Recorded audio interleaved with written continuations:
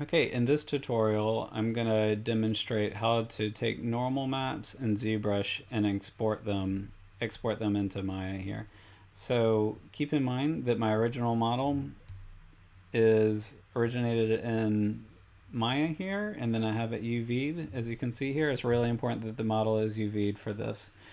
And so the idea behind normal maps, if you recall from the earlier lessons here, is that the normal map allows you to add detail onto a mesh that's not as detailed right here. So it makes it so that I can take this model right here and add a normal map to it and add like wrinkles and all hair fall, just all kinds of skin texture kind of details right there onto it without having to have it be a million polygons right now. So right now it's at 27K polygons, and you can kind of get the detail of a million polygons on it by using that technique. And so I would, in order to take the normal maps from ZBrush and apply them back in Maya, I'm going to refer you all back to the earlier video tutorial that's in the series that on the tree stump. It's the exact same thing, taking a normal map and applying it to Maya over there. So just refer back to that tutorial here for that step. But what I'm going to show here in this tutorial, and I'm going to keep it relatively quick because this is a pretty simple technique here, is we're going to have this model right here, which is UV'd, and have it in ZBrush, add some detail to it, and I'll show you how to export a normal map out of ZBrush here. So we have this model here, and if you recall, if you export selection here and choose OBJ, you can export your model out of Maya here, this UV'd. So just select your model in object mode, go to File, Export Selection, and then export it as an OBJ. And I already did it here for the ZBrush color demo, which I just finished. So I'm just going to use that one, which I already exported just a moment ago. So just going to close out of Maya real quick and then open up ZBrush. Going to import that OBJ from Maya, and it's important here. The reason that I'm importing it from Maya is that it needs to be UV'd in order for this to work. So Tool, Import, up here in the top right, and I'm going to find the OBJ I exported out of Maya, and then I'm just going to drag. Oops. I'm just going to drag and hold Shift to load it onto the canvas and have it straight there, and then press this edit button or press T to make it active, and you can press the frame button right here or F to frame this up. We got perspective here, so it's important to have perspective on. You can change the perspective under the draw menu, by the way. So up here at the top where it says draw, the default focal length for the perspective camera is a 50mm lens, which is a pretty standard lens. If you want this to be more of a wide angle thing, you can choose 35, or you can work in 85 right here. And a lot of the times when I work, I kind of float between using a 50 and an 85, and sometimes right here you can type in your own number. So you could type in 70 right here. And one thing I would suggest is, especially if you're working on a head, like a character, is when you're working in ZBrush, make sure that when you import it into Maya that you create a camera and give it a similar focal length, or else you'll kind of get a little bit of a surprise when you bring it into Maya. Because this model, just kind of look at this model here for a second and watch as I change that focal length to like a wide angle lens. You see how the model looks just like completely different right there? And then if I just take the focal length and I give it like 150 focal length, it just changes very drastically right there. So just, make a mental note of that. So if I'm working in an 85mm focal length here, I'll try to work in an 85mm focal length when I bring it into Maya. So we have the model here. Press Shift F and you can see the wireframe right here. You can also, under Transform, if you press this button right here, you can see that and that wireframe, but Shift F is the shortcut for it, and X is the shortcut for symmetry mode. So X right there, or again under Transform, it's this button right here. So transform, you can do activate symmetry, or you can give it that wireframe mode to kind of see things. So I just wanted to show the wireframe so you can see the resolution that this model is kind of coming in as. And when it comes time to export, I would probably export it at this resolution again, and then we'll add some detail to it, and we'll get that detail back onto the model in Maya by using the normal map and applying it onto there. So what I'm going to do is under geometry to the right, I'm just going to divide this maybe 2 times and just kind of give this a bit more resolution here. And let's give this the clay build-up tool. And I'll just sculpt something real quick here on the model. I'm not doing any real sculpting here. I just want to show some different marks here so that something will show up when we do the normal map. One other thing that I'd like to show just while we're at it here is, so you can add the alpha channel right now. You can change that. So let me change this to a standard tool right here. And with the alpha channel, these are kind of like different stamps that you can do on your model. So something I'll see people do a lot is to kind of get the pores of the skin or something like that, is they'll import right here like a custom alpha channel, or alpha brush, sorry, into here, and it'll help paint skin textures right here. And so let's see here. I don't have like a perfect analog here in the presets, but let me just choose one. And you'll start to kind of get the idea here. So you have the alpha right here, and you could draw it on normally, and it does kind of come on. You see how the brush changed a whole lot? Because normally it's just like a standard brush like that, but instead it kind of came in like that. So that's when my stroke is set to the normal stroke. But I could also do drag rectangle right here. So stroke on the left, and then drag rectangle right here. And then I can change my alpha. I'll change it to something a little different here. And I can just drag it on, and you can get an alpha channel just kind of loaded onto there. So you can just kind of keep dragging if you want that shape repeated. And the intensity of the shape right there is determined by the Z intensity.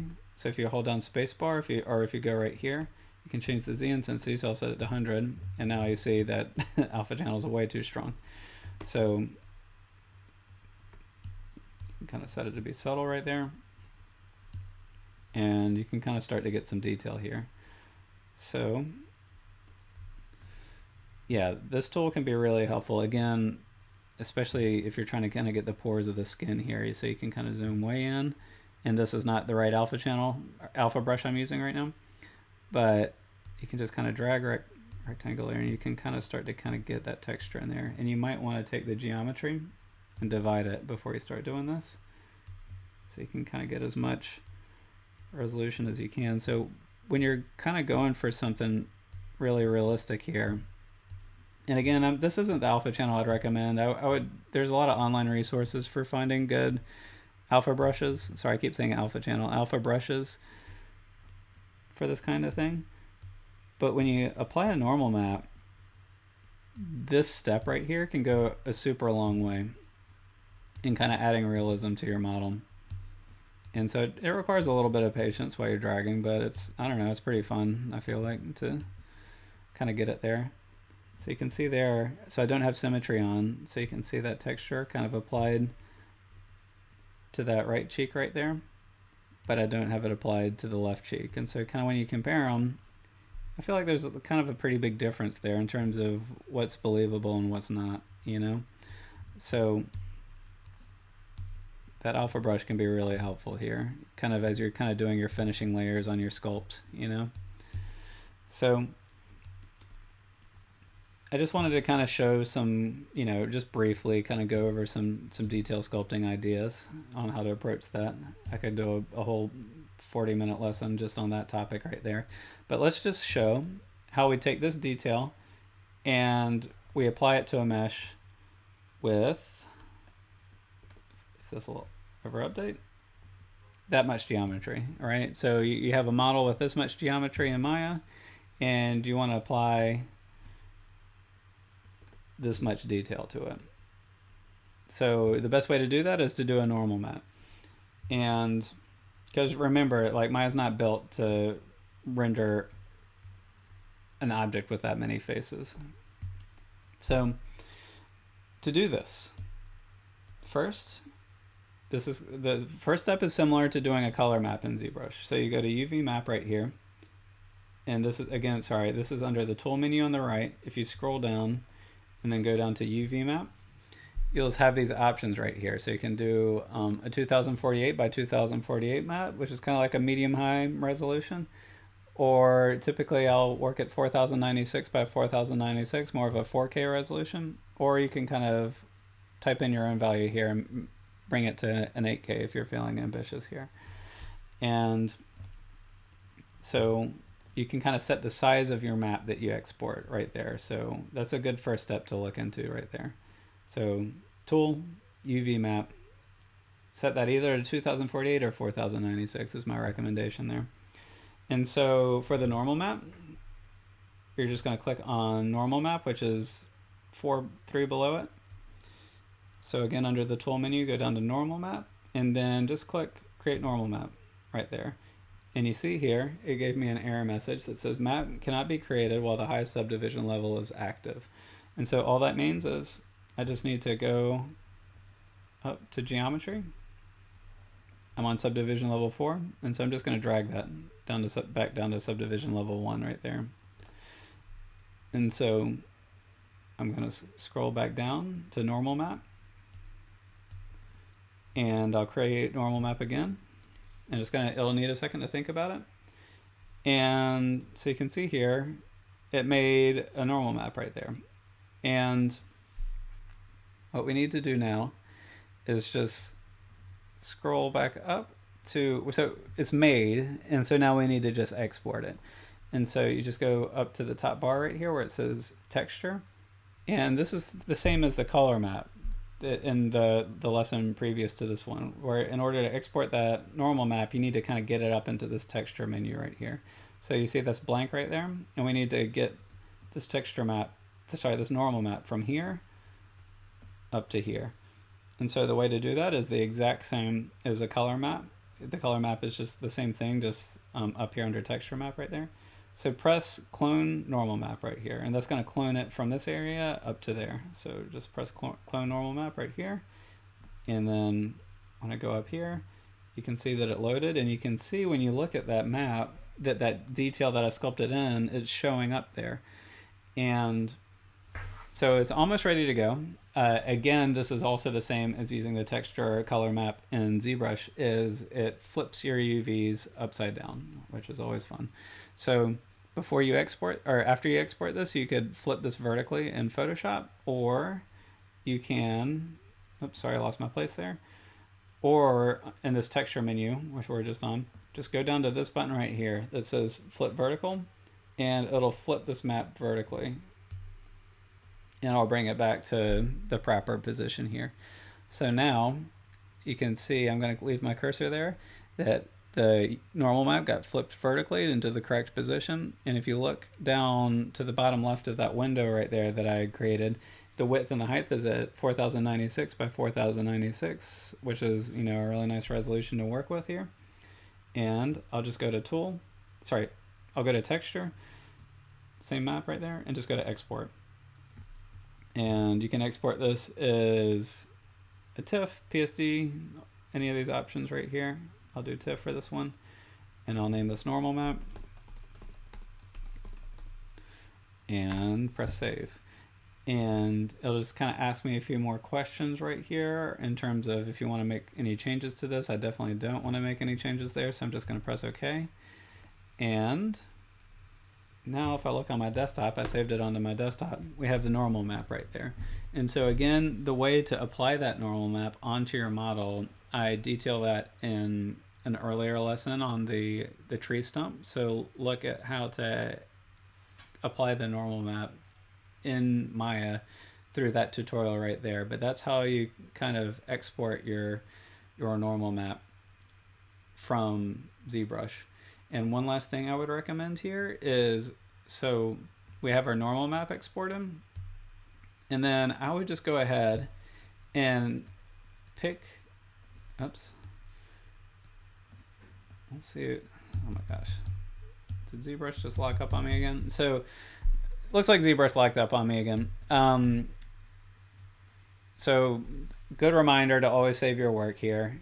But before you export your normal map, just go ahead and choose under geometry right here with this subdivision level. The subdivision level that you plan to work on in Maya, just go up to the tool menu in the top right up here and just export it as an OBJ. So import this as an OBJ, or sorry, export this as an OBJ out of ZBrush and then import it into Maya. And then you can apply this map to it. And then you'll have a model that's at this resolution, get all the detail that you saw before when this was at its highest resolution.